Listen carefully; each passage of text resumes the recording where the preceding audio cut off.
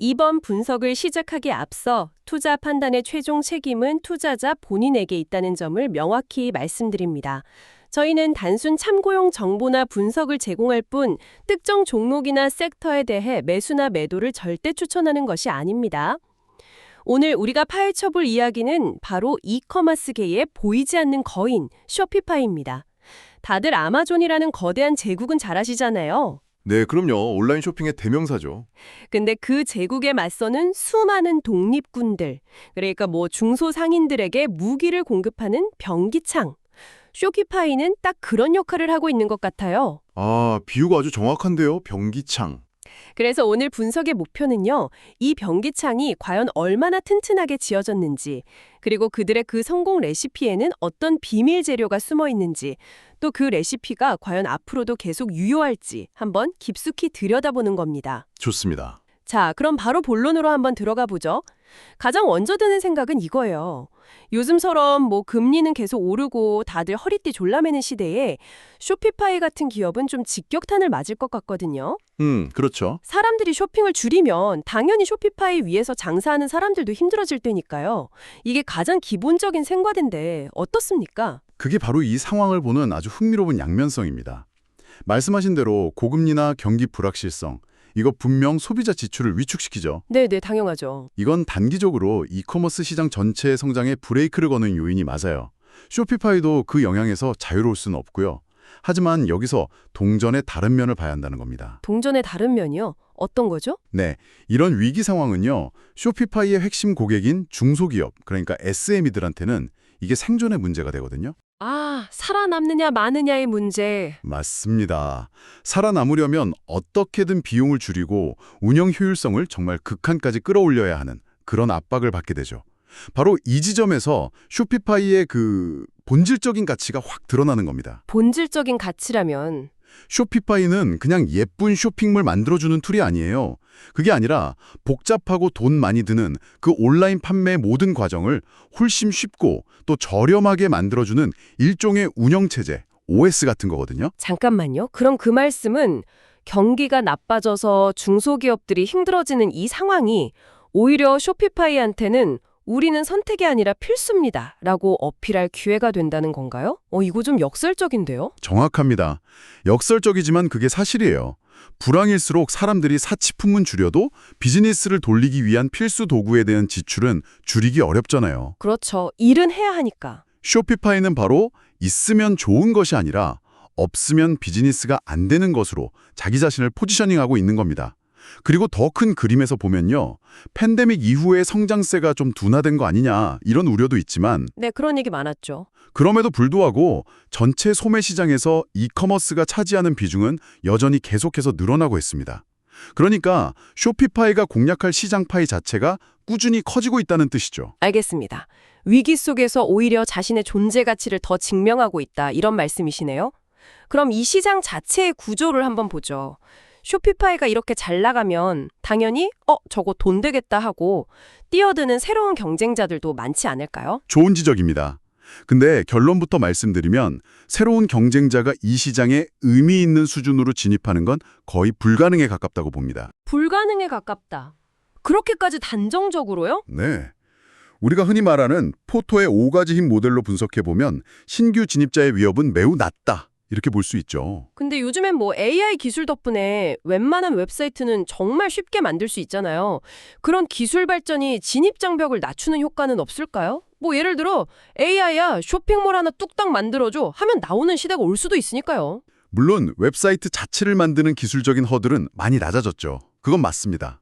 하지만 쇼피파이가 제공하는 건 그냥 웹사이트가 아니거든요.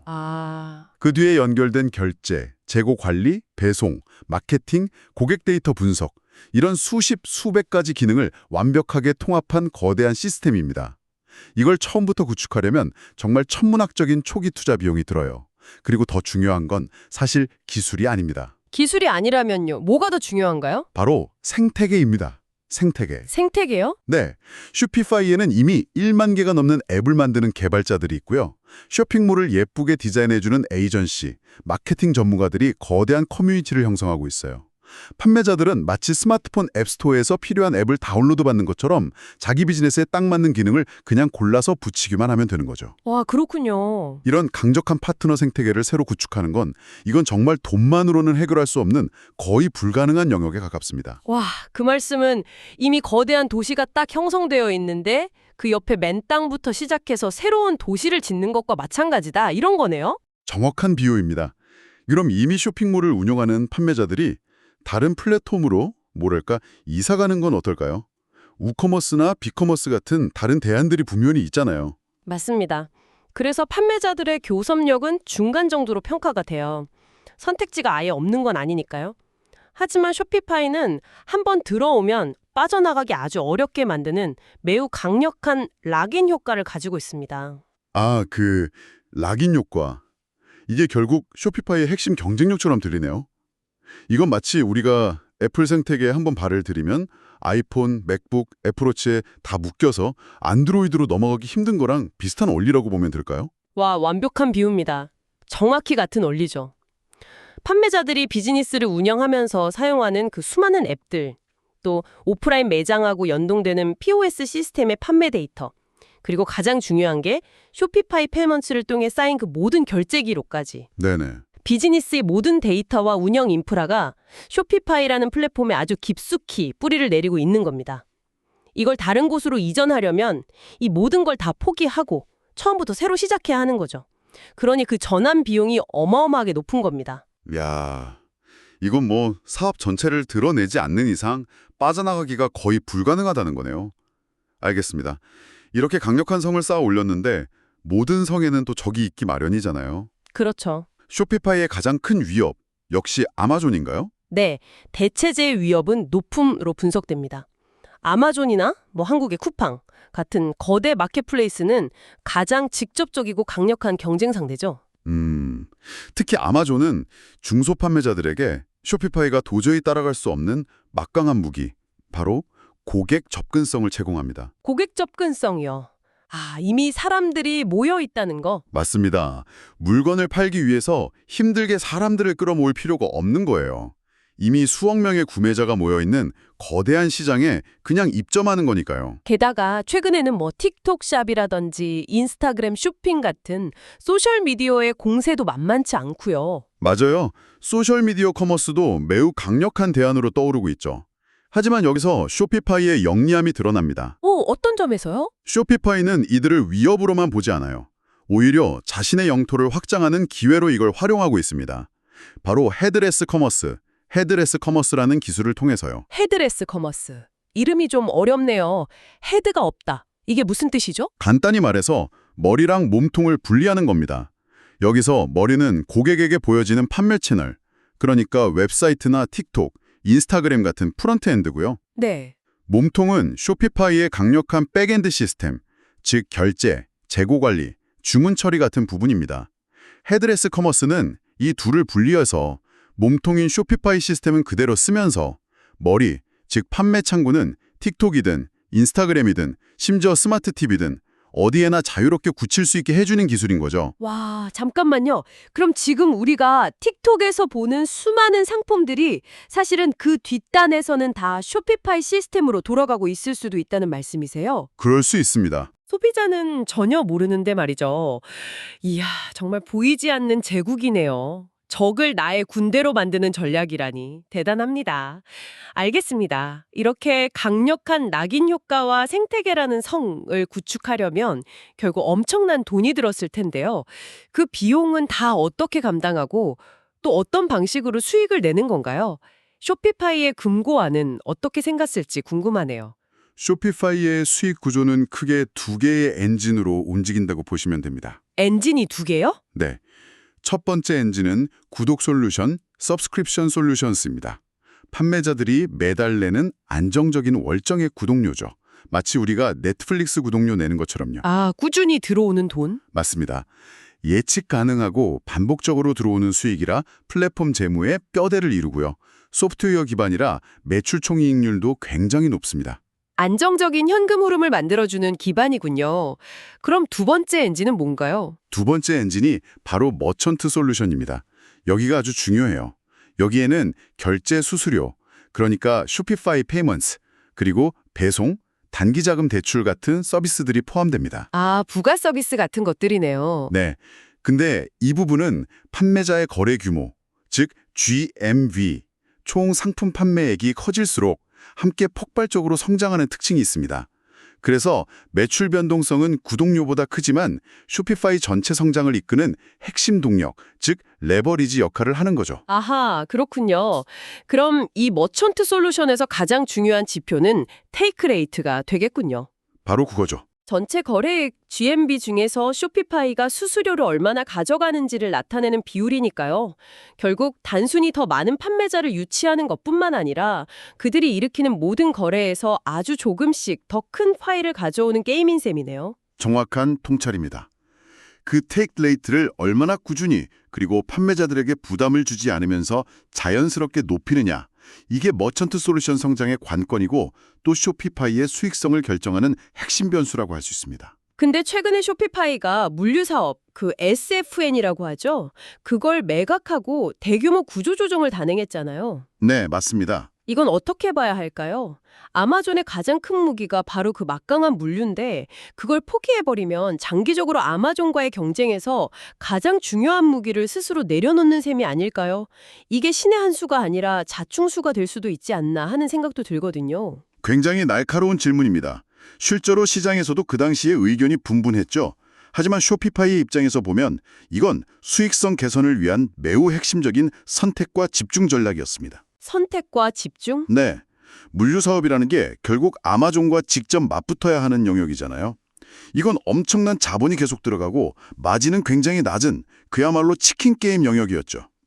쇼피파이는 단기적인 외형 성장을 일부 포기하더라도 자신들이 가장 잘하는 핵심 역량인 소프트웨어에 모든 자원을 집중해서 이익률을 극대화하겠다. 이런 의지를 시장에 명확히 보여준 겁니다.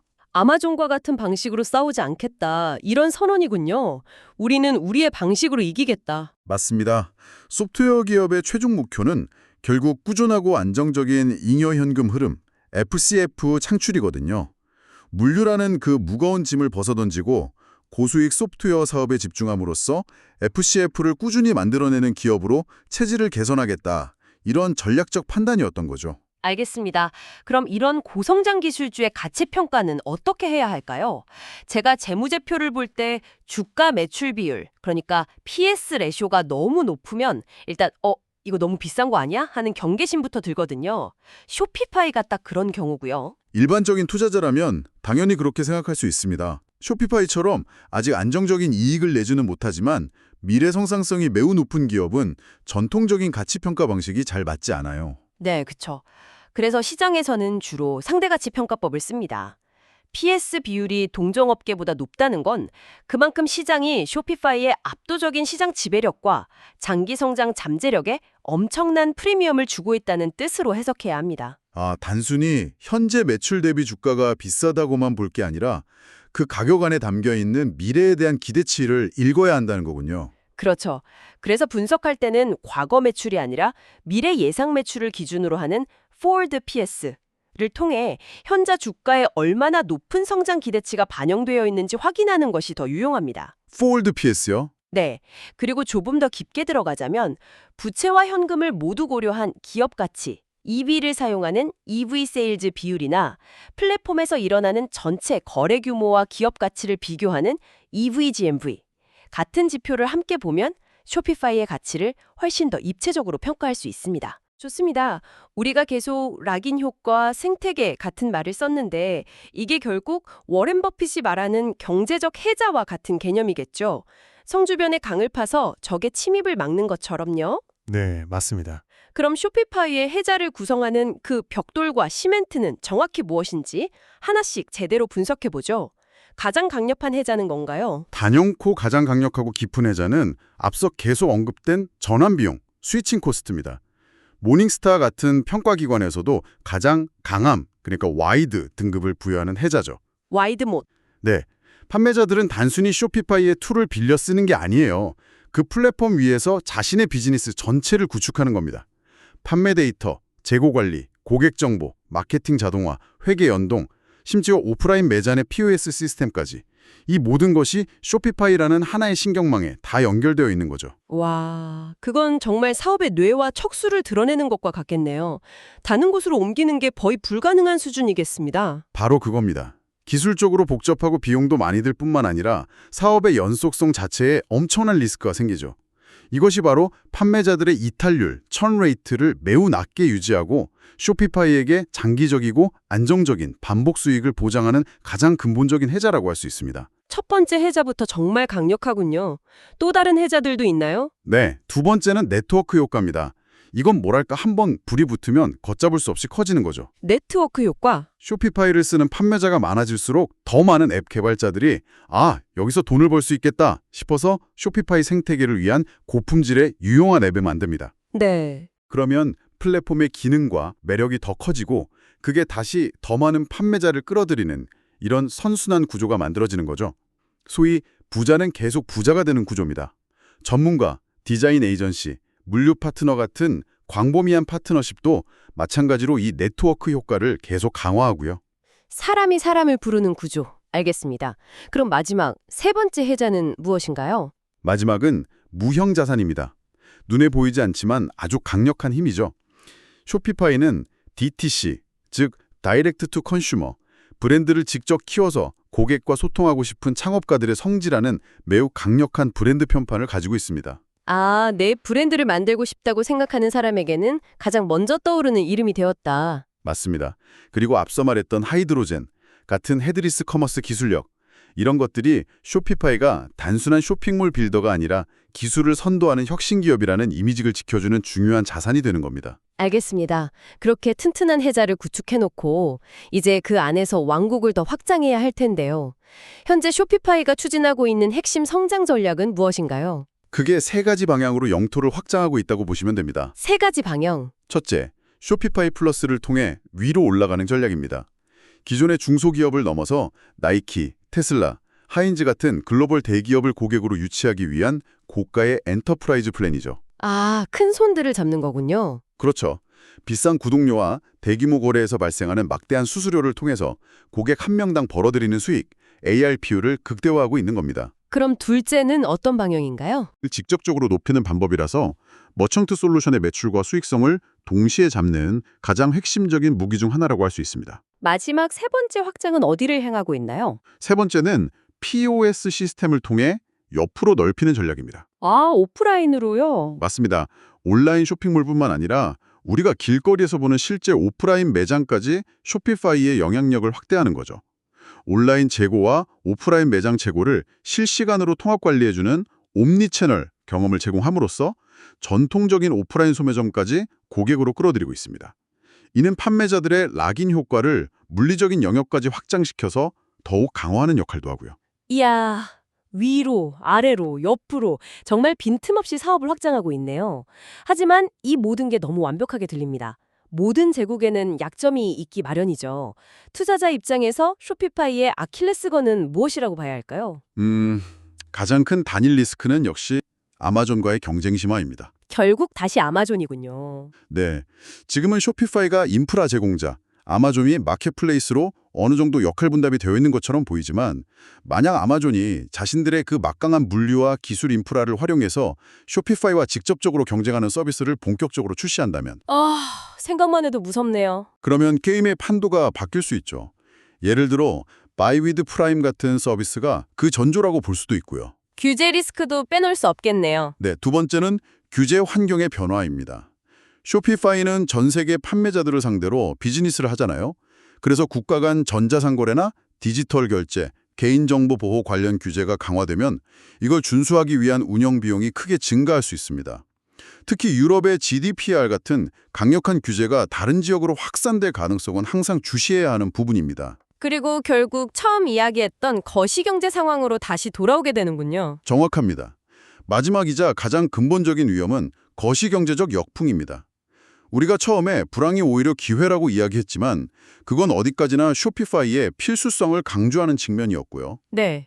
만약 경기 침체가 정말 심각해져서 쇼피파이의 핵심 고객 기반인 중소기업들이 버티지 못하고 줄줄이 폐업하는 상황이 온다면 그건 쇼피파이의 근간을 흔드는 심각한 위협이 될 수 있습니다.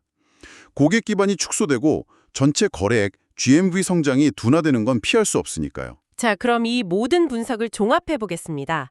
쇼피파이는 이커머스 인프라 시장의 독보적인 리더로서 강력한 전환 비용이라는 아주 깊은 해자를 파놓았고, 최근에는 수익성 중심으로 체질 개선까지 성공적으로 진행하고 있습니다. 하지만 동시에 아마존이라는 거대한 위협과 거시경제의 불확실성이라는 그림자도 짙게 드리워져 있군요. 네, 그렇습니다. 쇼피파이는 여전히 높은 성장 잠재력을 가진 아주 매력적인 기업이지만 그만큼 시장의 기대치 또한 정말 하늘을 찌를 듯 높습니다. 그렇죠. 정당화될 수 있는 수준이라고 봐야 합니다. 앞으로의 여정이 결코 순탄하지만은 않을 겁니다. 결국 시장의 높은 기대치와의 싸움이 관건이겠군요. 오늘 분석을 통해 쇼피파이라는 기업의 빛과 그림자를 정말 입체적으로 들여다볼 수 있었습니다. 오늘 우리는 이 분석 보고서를 통해 쇼피파이의 현재 상황과 미래 전략에 대한 큰 그림을 그려봤습니다. 그렇다면 한 걸음 더 나아가서요. 여러분이 이 분석의 틀을 가지고 쇼피파이의 가장 최신 분기 실적 보고서를 직접 확인해 본다면 어떨까요? 아주 좋은 방법이네요. 오늘 우리가 논의했던 성장성 지표인 GNV와 테이크 레이트가 시장의 예상을 뛰어넘었는지, 수익성 지표인 잉여 현금 흐름 FCF가 얼마나 개선되었는지, 그리고 가장 큰 리스크인 중소기업 고객들의 이탈률은 어떻게 관리되고 있는지 실제 숫자로 확인해 보세요. 우리의 분석과 실제 데이터가 얼마나 일치하는지 비교해 보는 것은 여러분의 이해를 한 단계 더 끌어올려 줄 것입니다. 다시 한번 말씀드리지만 투자 판단의 최종 책임은 투자자 본인에게 있다는 점을 명확히 말씀드립니다. 저희는 단순 참고용 정보나 분석을 제공할 뿐 특정 종목이나 섹터에 대해 매수나 매도를 절대 추천하는 것이 아닙니다. 항상 여러분의 성공 투자를 기원합니다. 내용이 좋으셨다면 구독, 좋아요 부탁합니다.